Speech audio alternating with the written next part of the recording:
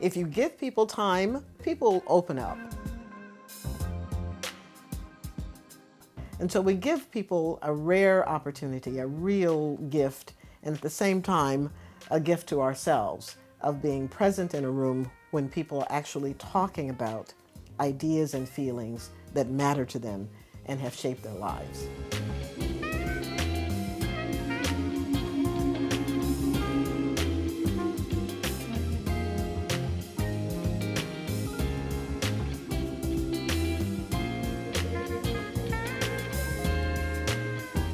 This week we sat down with some people who love collard greens. They love cooking collard greens, and they love their community so much that it inspired them to create the Tampa Bay Collard Green Festival. We went to the home of Boiselle and Andrita Hosey to hear some of the stories and taste the recipes behind the festival. We also got to meet Samantha Harris and Kiva Williams when they joined us for dinner. Samantha and Boiselle co-founded the festival. Kiva is a huge festival fan and has placed in the Collard Green Cook-Off for the last 2 years. Oh! Hello, everyone. Speaking of collard greens. So happy you're here tonight to partake in this meal. Oh, yeah. What you have in front of you are 2 samplings of greens. Okay. All right? We have our traditional with smoked turkey. Okay. And this is the vegan sriracha. Sriracha. So is it Vegan hot? sriracha. It's got a little kick to it. Yeah. Oh, it is hot. Yeah. Well, you'll be the judge. You'll be the judge. So let me. So what would you think? You want to try a little bit of both? Or you- Perhaps so. Right? Okay. Well, Sure. yeah, I'll have you a can little just bit try of both. both. Yeah, let's Okay. see how. I think this is going to be my favorite. This is gonna be your favorite. Okay. But I'm not so This sure. is traditional. because So if you like, Oh. You know? Oh, that looks good even on the plate. right. Oh, That's good. perfect. That is Okay. perfect. And then we'll get the bigger spoon here. Spice it up with a Just little. spice it up a little bit. Okay. Okay. We'll give you that. Fabulous. These are your Thank you. Very good. And then you have your cornbread. Oh, Okay. thank you. Does it look Okay, good or what? All right. Jay, You want can to I pass get it your around? plate? Yes, thank Would you like to try both? Thank All right. Then Yes. we got the tradition, Oh, the normal here. So these are both famous. The Yeah. famous non-meat Right? and the famous And collard greens with turkey. exactly. Smoked turkey. Smoked turkey. And here's the Yes. deal. I mean, Yes. these are made with an electric pressure cooker. Wow. Right? Not a Thank you. traditional stovetop electric cooker, but I mean, an electric like pressure icing. cooker. Right. Yeah. Here's the deal with the electric pressure cooker. It's the fact that we all are time challenged today. Yes. And the fact that we can actually make greens, collard greens, in about 30 minutes. Oh my goodness. 30 Yes. minutes. Now, would've start to 30? finish. Unheard Start of. to finish. Right. Unheard of. From prep, just say 1 hour. But to cook them, 25 or 30 minutes. Wow. Yeah. Amen. Amen. Who's going first? Oh, you can't forget your cornbread. Oh, no. Oh, Okay. okay. Then you get the I grabbed cornbread. mine. Get your cornbread on. I labored over the cornbread. Wait. So when you have cornbread, though, do you dip it or you use a fork? What do you do? Oh, personal man. preference. Okay, so like if I'm out in public, I use a fork. Right. When But I'm you're- by myself, you're home. get the thing, Right. get this, You gotta you get know, the fingers. that's my mom used to say, that tastes best when you can just right. do It really like that. does. Yeah. That is exactly how my Old grandmother school, ate. old school. Absolutely. She just sort of peel off a little piece and then just rub get it, in roll it there. around, Oh and my God, it just- oh yeah, Nothing better. Yeah. right. Yeah. We could just I put wish the we could return silverware. to those days, man. You can. At home. At home. At home. We can't. In your own home. That's right. Every day. Okay, I have got to. Let me Okay, just taste these. So I'm Which gonna one are you taste doing the- first? I'm going to taste the Vegan? vegan first. Okay. I'm going with the smoked turkey. Tasted Okay. both. Okay, I'm doing the smoked turkey. Yeah, me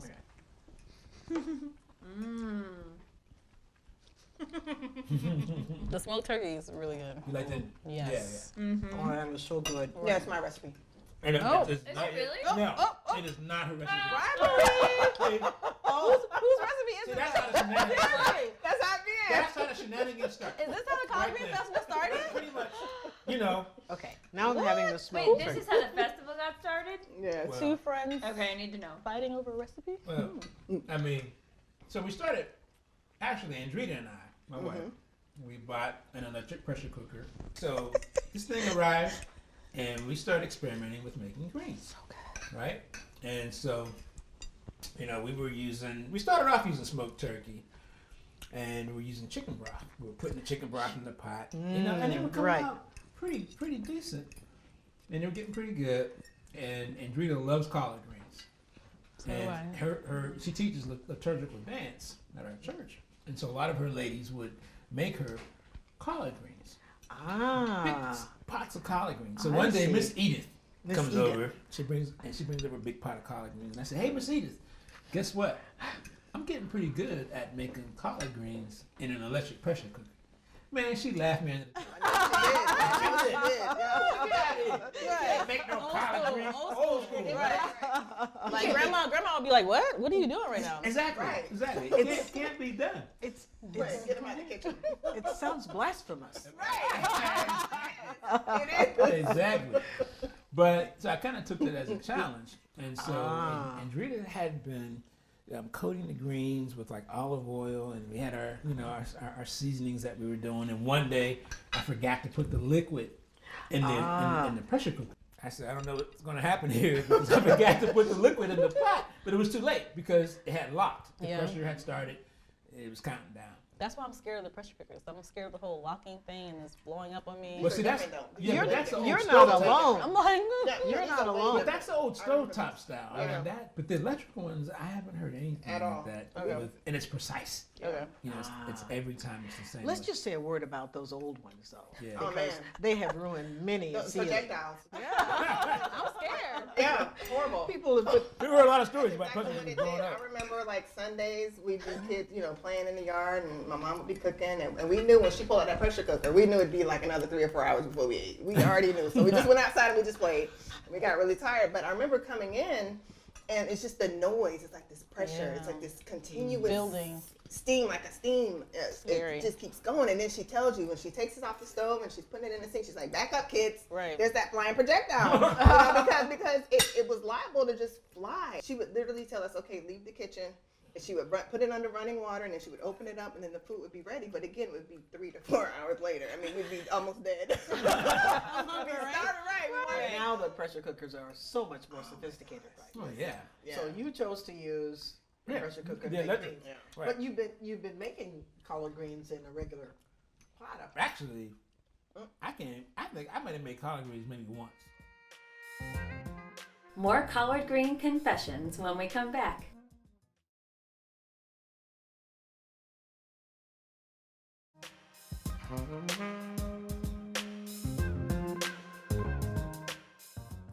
I think I might have made collard greens maybe once Okay. before I started doing I it this see. way. Because it's so labor intensive, Right. Yeah. right? I mean, Especially the fresh collards. the pressure was Picking them. picking who them, has cleaning time? them. No one has labor time. intensive. Right. And I No one remember has my time. mom really laboring over making these collard greens, and my aunt Selma actually made the best greens. I don't think. Okay, well, you okay, know, we'll talk about Aunt we'll Pinky. get into We'll get Pinky to that. We'll get to Aunt Pinky a little Oh, bit no, later. let's keep these greens. But my aunt Selma, I remember my aunt Selma making collard greens in Cleveland, Ohio, and she would chop them so fine, and they would just be. And then she put a little bit of vinegar in them. Yeah, gotta have the Oh my vinegar. God, Yeah. that was just best. I was born in Pennsylvania, but my parents were both born in Mississippi. They were sons and daughters of sharecroppers and farmed. I think my mom had like 3 or 4 acres of land, so they had a big garden. So during the summer, they would grow produce, and collard greens was a thing. Absolutely. And I remember that it was when the fall, the first frost, when the first frost hit the collard greens, that's when you really wanted them because they would become sweeter. So I think I made maybe a pot or two, tried to in my life, but this electric pressure cooker changed everything. Yeah. And so going back to that story, we unlocked the steam. And I said, I don't know what's going to happen because I didn't put the liquid in the pot, right? And so we took the lid off, stirred it up, put a little sample in. I tasted it, and I said, oh my God, what just happened here? I said, Andrita, come here. I said, taste this. And I tasted it. Her eyes, like, oh my God. It was like a flavor from collard greens like we had never tasted. Wow. Wow. And so from there, that's kind of where it started with.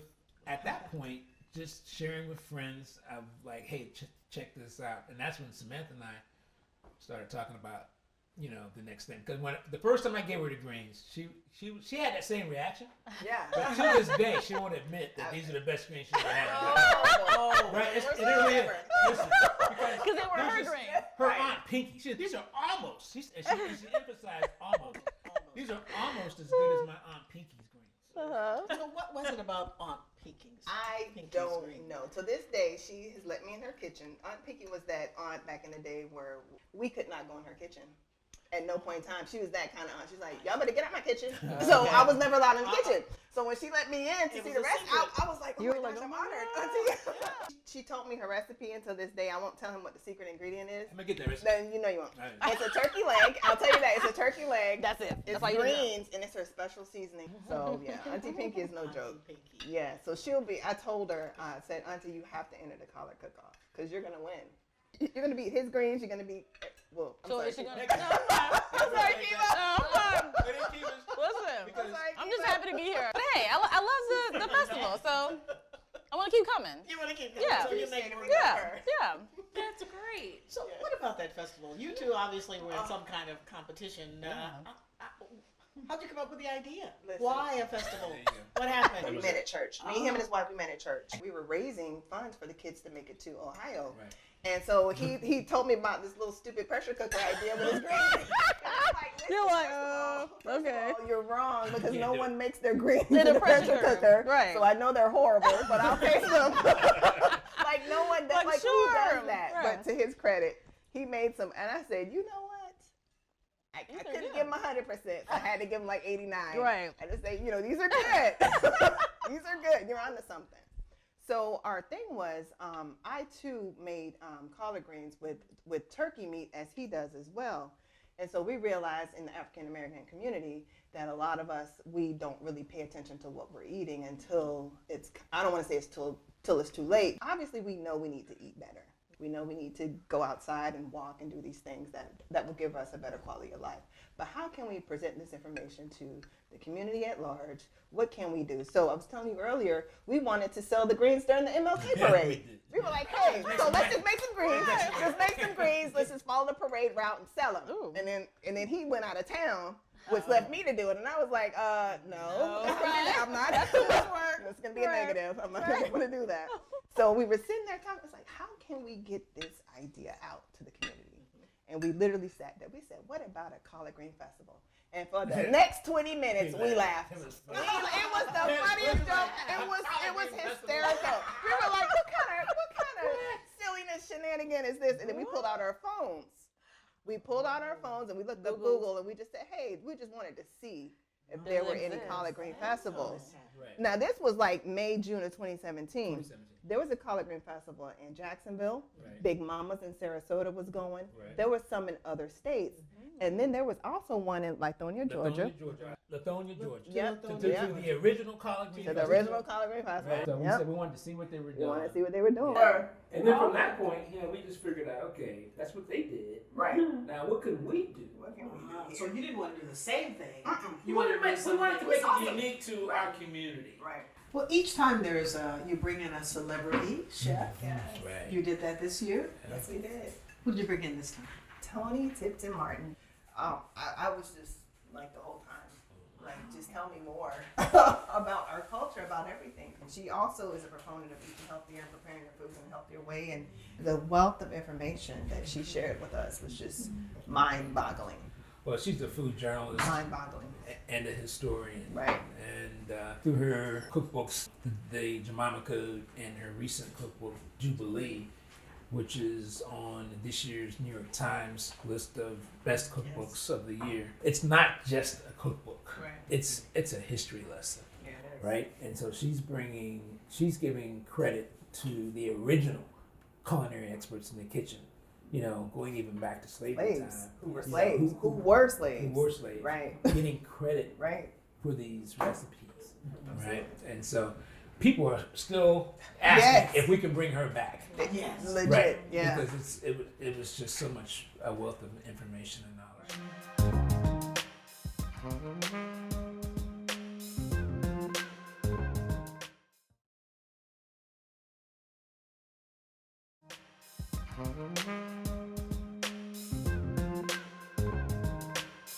So what was it that you liked to do that nobody else did? You know what's so funny? I used to love playing restaurant. Saturday mornings, I would wake up, I would go in the kitchen, I would look to see what's in there, I would make a menu. Is this right? My brothers and sisters would wake up, I would give them a menu, hey, what do you guys want to eat? We would like pretend like we were at a restaurant. And I would cook it. I was always in the kitchen. I was always in the kitchen. I don't even remember when I wasn't in the kitchen. So I was around my mom. She would cook, you know, like I said, stuff in the pressure cooker. She would cook crabs. She would cook oxtails, rice, whatever. I was always in the kitchen. So I think it was just, you could just create whatever you wanted. You just had, for us, you know, we didn't really have much. So whatever we had to come up with something.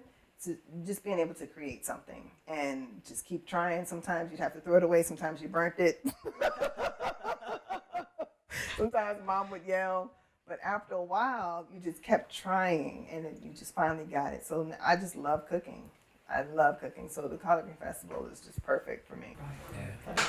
One of the great things about your festival is mature people, I will say, I'm not old, mature people there who've been cooking collard greens for a long time, and they bring, and they're looking for a particular kind of thing, but they're children. You've got them all, little ones and on up. What are you hoping that the children take away from your festival? Well, I bring my kids with me, so they enjoy it. You know, let them see, you know, the history and the culture.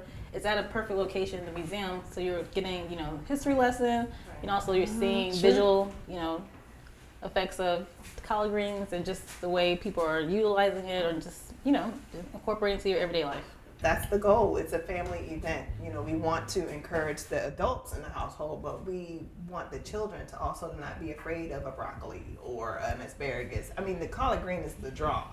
It's the draw, but we're really talking about growing your own food. We want them to get out there and to get their little collard plant and to be inquisitive in the little garden section and earn their stamps and to earn a prize for learning more about, hey, you know, I'm a farmer, I'm a gardener, you know, I can eat fresh and healthy food. Like one of our vendors, they had just healthy food just sitting out there and the kids just came and ate it, you know, and then that's what it's about. So we just really believe that the change starts with that generation right there. And that's another aspect of the festival. You know, we don't have to boil our vegetables to death. We can broil them, we can bake them, we can roast them, we can grill them, we can put them in an electric pressure cooker for 5 minutes. You know, there's so many different ways that we can eat these foods that are really good for us. And like he said, in our community, we're really murdering the food and then we're wondering why we're having these adverse consequences. But yeah, it just starts with the kids. Getting these community gardens, you know, Yeah. to get on board so that the kids can have hands-on activities and they see the whole cycle. You know, they plant, they grow, they cook, they taste, it's good. So that specialness, there's something really special about your collard greens because you've won awards twice. What is that special ingredient? Would you tell us that? What's the secret? The secret is me. Like, I mean, they're my collard greens. Oh, you're the secret. I mean, wouldn't you say? I mean, each individual person has their own little way of making them, so they're similar, but then they're like different. I'm gonna go with that. I'm originally from Memphis, Tennessee.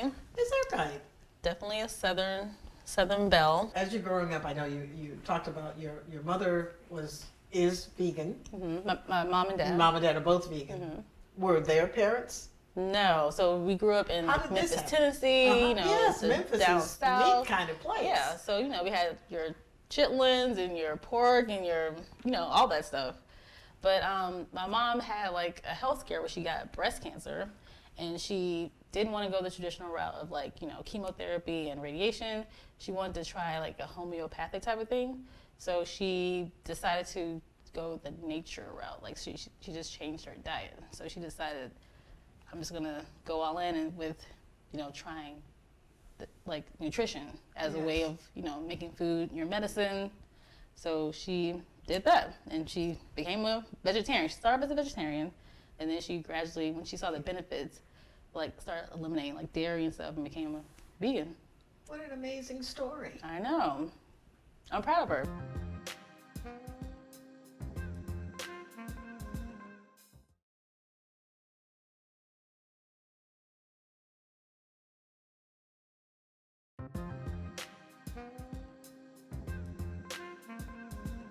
What absolutely surprised you about the festival? Absolutely. Your biggest surprise? I think for me, it was the overwhelming, diversity and the camaraderie with the diversity, everybody getting along, from all walks of life. Right here in South St. Petersburg, in the hood, everybody felt relaxed and comfortable and getting along and just celebrating the culture. That surprised me. I was like, wow. Absolutely. This is really about a healthy lifestyle choice. If you just implement one thing from the festival, we did our job. You come back next year, can you do something else? Can you teach your kid? Can you tell your grandma? Hey grandma, can we just lay off the pork leg this time? Can we just try the vegan sriracha this time? Can we go outside and walk? So it's just implementing those things step by step. We understand it's baby steps, But yeah, that's what we hope people can take away from it, from year by year. You just do something different. You just grow. What's your wish for the festival? My wish would be to see the festival grow into something that the city looks forward to every year. I wish for the festival that basically that it continues to benefit the communities, even in ways not even imagined now.